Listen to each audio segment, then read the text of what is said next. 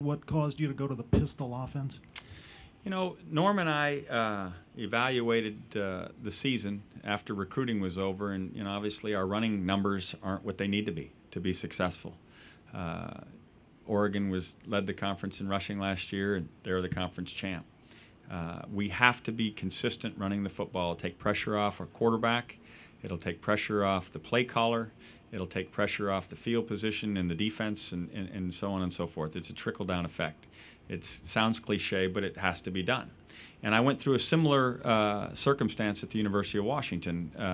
We lost our first 2 games to BYU and Air Force at the time, and we had a conversation as a staff. I said, well, we can't win the Mountain West, but we can still be involved in the Pac-10, but we got to figure out how to run the ball. And we had a young quarterback by the name of Marcus Tuiasosopo, who had come from an offense at Woodinville High School that was involved in the veer. And we had, fortunately, his fullback too, Pat Conniff, and we let them teach us how to run the veer. Now, when you say you went to option offense with Marcus Tuiasosopo, if you really went back, you'd see maybe 3 to 4 options a game. But defenses had to play it.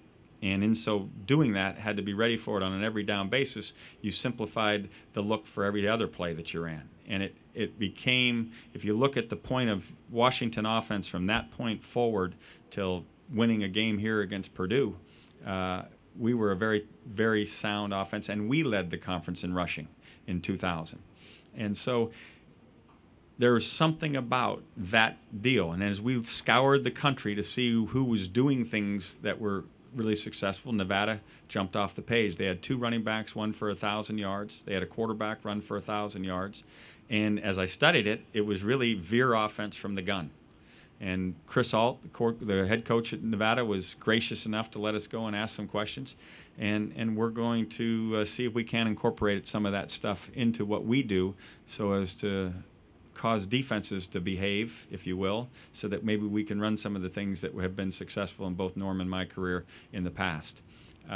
Is it a full-scale move to the pistol? I would say no, but it will help us change the direction of our running game, which will have that trickle-down effect, hopefully, as we try to become a better football team. One last question.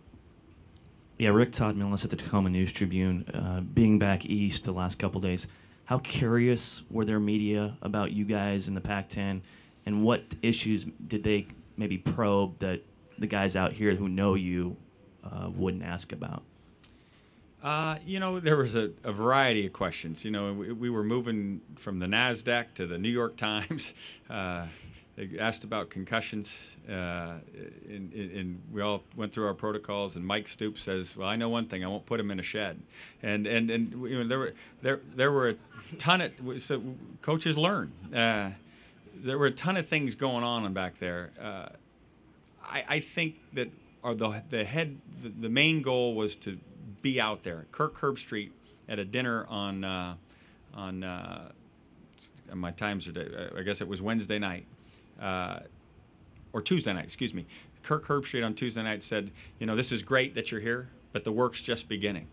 The people on the other side of the country don't look at Pac-10 football as real. They certainly saw USC and that great run that they had, but they don't look at the rest of the conference and believe that real football is being played. Not that it isn't. He certainly would argue the contrary, but we have a perception hill to climb. And that's why I applaud Commissioner Scott for taking the bold step to do that. And I'm looking forward to having a number of Pac-10 programs do what we've done in the past when given head-to-head opportunities to compete very favorably. But it was the right thing to do. It's just a first step. There's plenty more steps to be taken. But I don't think any of us should rest until we're regarded as the top conference in football in the country. All right. Thank you, gentlemen. That's Rick Neuheisel and his safety, Rahim Moore. Remember, last year UCLA won 7 games, including the bowl game, the Eagle Bowl.